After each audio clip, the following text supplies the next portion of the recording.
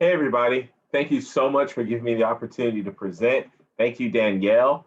Let's go ahead and get started. My name is Jeremy Dudley. I'm the manager of outreach and orientation at Lone Star College Sci-Fair and the current PSSA president until September 2021.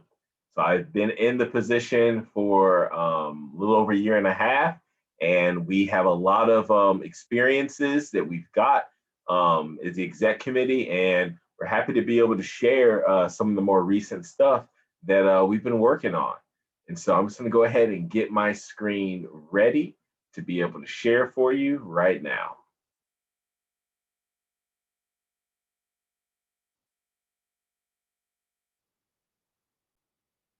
All right, let's get going. So basically, we're going to talk about how did mental health advocacy become our goal as a PSSA council. And so I'm going to talk about where that came from, and then Danielle's going to talk specifically about the mental health strategies and the ideas that we really got a lot of insight from. And so I'll go ahead and get it kicked off. So just as an overview, these are some of the things I'm going to cover. I'm going to cover our timeline. I'm going to cover the critical staff survey. And I'm also going to discuss a variety of the events that we did. And Danielle's going to get into the theory behind why they were successful and why they were helpful. I'm going to give a broad strokes highlight. And then also I'm going to talk about the future of this advocacy for us. Let's talk about the timeline. So as any recent timeline in any industry, in any country in this world, essentially, is gonna have COVID somewhere on their timeline. Like, it was very impactful, and it was impactful for us. We had just as a council gotten our first semester on the ground, and then boom, a very big event that shook up a lot of what we thought we were gonna be able to do, a lot of what we thought was definitely possible for us to do, and the goals that we had set out. And so that took a little bit of time for us to, get our bearings and get a full understanding about, what was going to happen moving into the following year. Little did we know it was going to be an entire year. So our priorities changed, our budgets changed, and therefore our focus kind of had to change as well in terms of what we were going to be doing in PSSA. And so one thing that I think was very critical on our timeline was a staff survey. So we did this staff survey early in the summer at the end of the spring semester last year to try to get a feel for where our staff was. Now, originally, a lot of the survey's purpose was to kind of be a check-in to allow staff to have something to express. There's an open-ended element of the question, but most of the questions were yes/no questions. And we wanted to see how staff was doing, how staff felt about the pandemic, coming back to campus, any safety recommendations. That's where our head was at. But we really got some eye-opening results that really affected our plans. So our plans were previously affected mostly through budget and not being on campus, but the staff survey really accelerated the change in our plans because it let us know that there was a new focus that we needed to look at that we identified. And so when we identified that new focus, I think one of the best things that we did was have a variety of events targeted towards this goal. And I think it's great because everybody learns different. Everybody's threshold for something that interests them is different. And so we want to be able to interest and educate as many diverse staff members as we can, as well as not do the same thing. And so even with a clear goal, the path wasn't always clear. And so our goal came from the staff survey, but our path really had to take into account the changes in COVID, and also had to take into account the fact that if we were going to do 6, 7, 8 programs that kind of hit to one theme, it couldn't be the same topic. And so we really wanted to provide a space to do it. And so the thing we chose was all the above. It wasn't a clear path. It wasn't, well, this event's going to be better than this event. One-on-one counselors are better than a general event. No, we didn't worry about trying to make those choices on which one's best. And you'll get people who will tell you, no, you should do this and you shouldn't do that one. We really took an all the above approach. If there was a way to benefit the mental health of our staff, we took it and we tried our best at it. And then the last part of the progress timeline is that we're constantly seeking feedback. We have an anonymous question and answer or anonymous feedback link that individuals in our PSSA can send us feedback. And that's really important for us because we need to know if we're hitting the mark. We need to know if there's something that we maybe aren't providing that would be better suited if we did. And so that feedback is super critical. So let's talk about that staff survey because it was really eye-opening. And like I told you, most of the questions were yes, no. And so we can read through some of the questions that we asked. We asked them, do you feel that you can do your job well from home given the current circumstances? And over 3/4 of our respondents said yes. We got hundreds of responses. And then, do you feel that your work from home duties equal or exceed the hours that you're scheduled to work? Well, 2/3 said they equal or exceeded.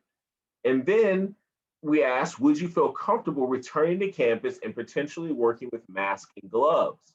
And a slim majority said no. So this was really the focus of our survey, was to try to give feedback to our president about how the staff was feeling, not just individual anecdotes, but we wanted to give feedback holistically about the staff. And she really appreciated it and took our results and took them to heart and worked them into the policy. Remember, this was only about a month after campus was not going to open back up when we finally realized it. So this was right in the height of the pandemic. And so I just want to let you know these numbers of when they came from.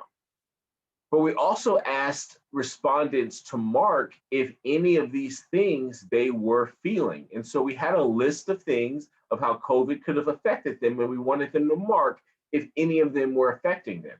And 48% of our respondents marked that they were having increased personal anxiety.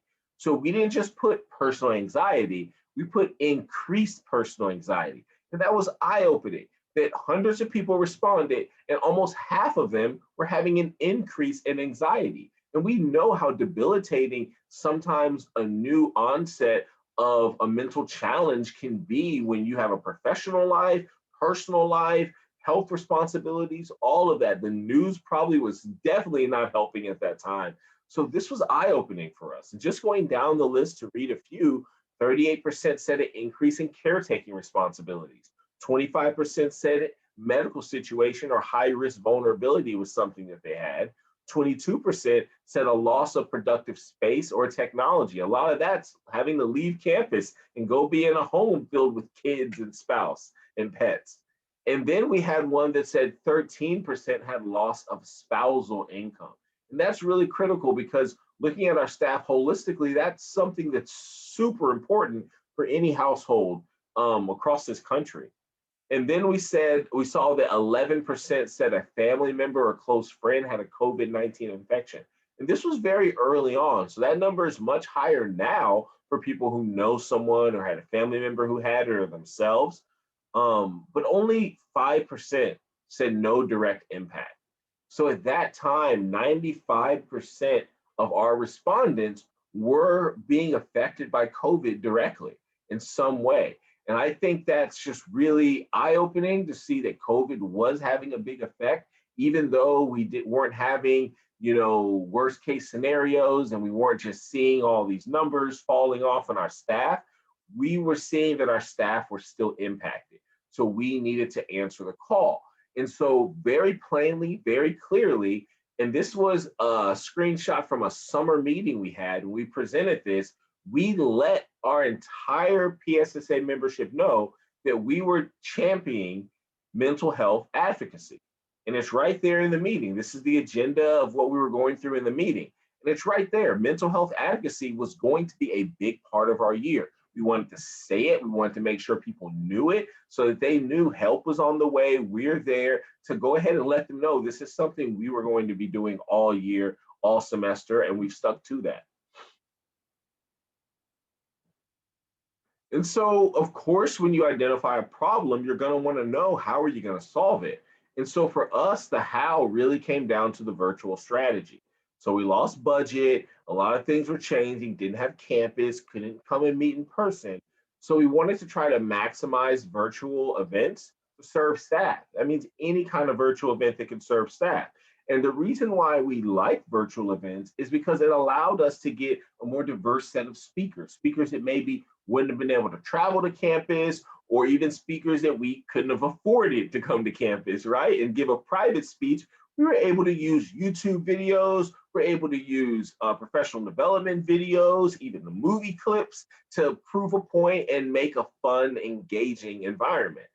And we're also able to present multiple times a day. So even if a guest was only able to come once, because we were utilizing the virtual nature, we're able to record that guest speech and then play it for the next meeting and then interact with the participants at that next meeting. So a lot of times you will see on our flyers, it'll say 10 a.m. and 2 p.m. because we want to be able to make sure that our part-time staff who may not be working in the morning or afternoon get a chance to be able to get some mental health release. And also really like the fact we could record it and share it after the fact. A lot of people were asking for that, and I was happy that we were able to satisfy them. And lastly, we're able to share cool videos like the YouTube videos, the movie clips. It just makes it easier when we're virtual.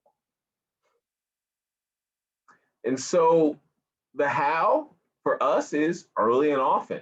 Once we made the announcement in our summer meeting that this is what we were going to do, our very next event was us doing it. So with mental health, I don't think it's something that you need to wait for people to RSVP. You don't need to wait until you have a certain number of people that ask you to do it. You need to identify that you need to do it, and that could come with a survey. That could come with just, doing the golf thing where you check the pulse of the air and, see how it's blowing. So that, a lot of ways to do it. But once you identify that it's something you need to work on, you just got to attack it. Just got to go for it. Start and don't stop. And so we chose the images on our flyers. We chose to immediately let them know that this first event we were doing, once let them know that they weren't isolated, they weren't alone. And a lot of times when you're going through mental health challenges, it's a snowball effect of one thought allows you to think another thought. And far too often, those snowballs wind up at the bottom of the hill of isolation. And we wanted to break that hill and say, let's all come together and talk about this. We're all isolated during COVID to some extent. Even if you're with family, you're isolated from other interactions. So let's not let our thoughts isolate us as well. And so we really wanted to make sure that we broke through that mold and put it squarely in their face. And so this is something that we tried with our flyer, and we got really good turnout. But you don't always want to have educational events. That one was an educational event. And a lot of the information Danielle's going to share with you next was shared at that event because we wanted people to be able to understand, diagnose, and be able to see in their lives how they might be living some of this out in a way that they can activate some solutions that were given. And so that's a great event, but this one's also great. It was not as educational in terms of presenting information, but it did present some information on the value and the effectiveness of mindfulness and how you can practice it day to day. And then we gave everybody a chance to do it together with a mindfulness exercise that was super peaceful, super relaxing. And I did it twice at the 10 a.m. and the 2 p.m. And both times it had an impact on me because there are things that have been studied for so long when it comes to mindfulness and meditation that just work for our human bodies. And so being able to share that with staff as an active learning for stress relief is another way to present really good information.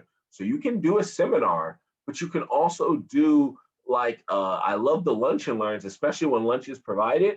But with this one, you get to provide either the yoga or the mindfulness or the meditation, or maybe just the music and the backdrops. A lot of people love that, just being in the community, meditating, listening to music, being able to look at beautiful backdrops. That's a great event. And it's abstract. It allows people to not have to worry about turning on their mics or their cameras and just be in the moment. And it's great. Community with stress relief is great. Stress relief is great by itself. Community is great by itself. When you blend those two together in an event, you get power. And so there are a few other events that we'd like to recognize. And I think we're going to recognize these because of the holidays. So these are two of our holiday events that we hosted. And the reason why we went this route is because holidays can be very tough already. Add COVID, and it can be even tougher for people that are going through many things that I don't even want to get into. But if there, you can imagine how tough holidays can be. And so one of the things that we've learned, and Danielle's going to share with you, is the science behind a positive outlook, the science behind gratitude, the science behind thankfulness, the fact that giving someone else a compliment and telling someone how much you appreciate them actually scientifically lets you appreciate yourself better. Sorry if I'm stealing your thunder, Danielle, but you know I love this stuff. I love these events. And so holidays are tough, so we wanted to make sure that we address staff where they were.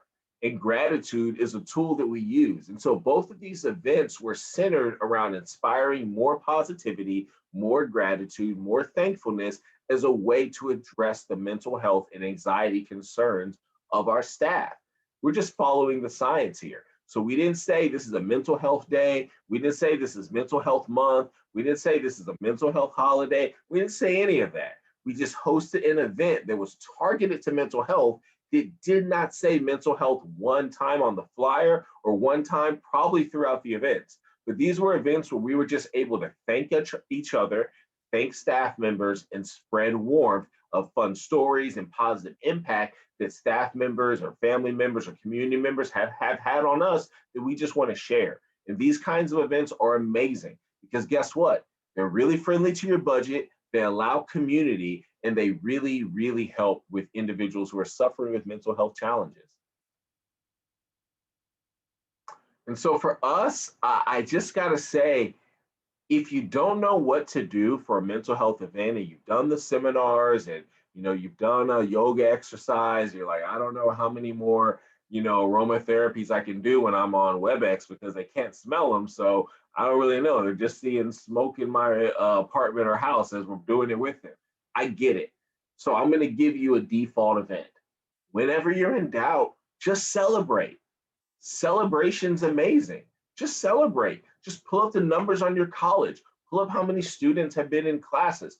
Pull up how many instructors, new employees you have. Celebrate some new employees. Celebrate employees that have been here a prime number of years. That's a good one. If you've been here 1, 3, 5, 7, 11, or 13 years, you get a prize, a celebration of being here a prime number of years. So there are a lot of things you can do to just celebrate your staff, right? Celebrate a department that's doing good work. And I think that's just such a good recipe for one, bringing community together, but two, giving people gratitude, positive outlook, appreciation. It is the best medicine for some of the mental health challenges that some of our staff are going through. And mental health is so broad. So there are a lot of challenges. I don't want to say that you could just throw some gratitude at any mental health challenge. No, but I think it's a great posture for any department, any team, any college, any business to have if you want your long-term staff members to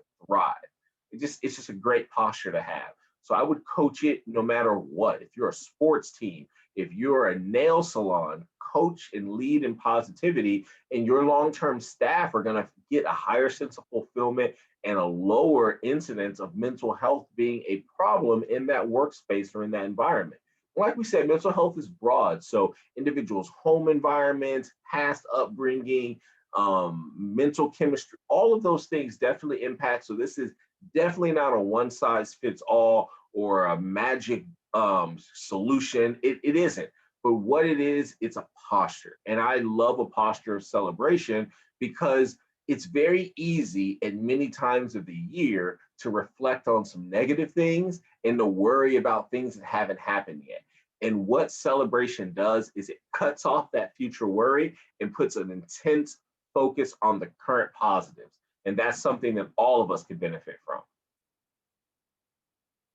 And so those are some of the events that we've done in just this year. And really, I just want to talk about some of the future of our advocacy. So we did have a staff survey 2.0, and we did see a decrease, in anxiety, even though there was an increase in the direct effect of COVID on staff members. So that was very interesting. More staff members were more affected by COVID when we did the follow-up survey in the fall, but we had less incidents of anxiety and less worry about returning to campus. So it's a kudos to our administrative services team. So kudos to them and getting everything together, the building staff and making people feel comfortable. But it's also a kudos to the resiliency of our staff's mental health. It's a testament to the ability for us all to be able to have that comeback, that bounce back season. And even if it's not a perfect season, we can still have hope for the next day. So I had hope seeing those numbers of just seeing how much hope and positivity our staff was able to, muster up during a very difficult couple of semesters. And so the staff survey 3.0 is coming soon. And so we're going to release that probably at the end of this semester to try to get another gauge on how our staff are doing, if we should change our priorities moving into the following year, and just to see where they're at. And I think that's the future of our advocacy, is surveying our members, asking questions, and not expecting or always knowing what the answers are going to be. We didn't think that that anxiety point was going to be huge, but we did think it was worth asking. So if there's something you're just curious about that's on your heart, on your mind about the people you work with, or people that work under you, or people that you serve, a staff survey might be a really good idea just to help you target and direct how you can better serve them. That's the future of our advocacy, is rinse and repeat, try it again and see if we get any new results. So thank y'all so much for the time, and back to you, Danielle.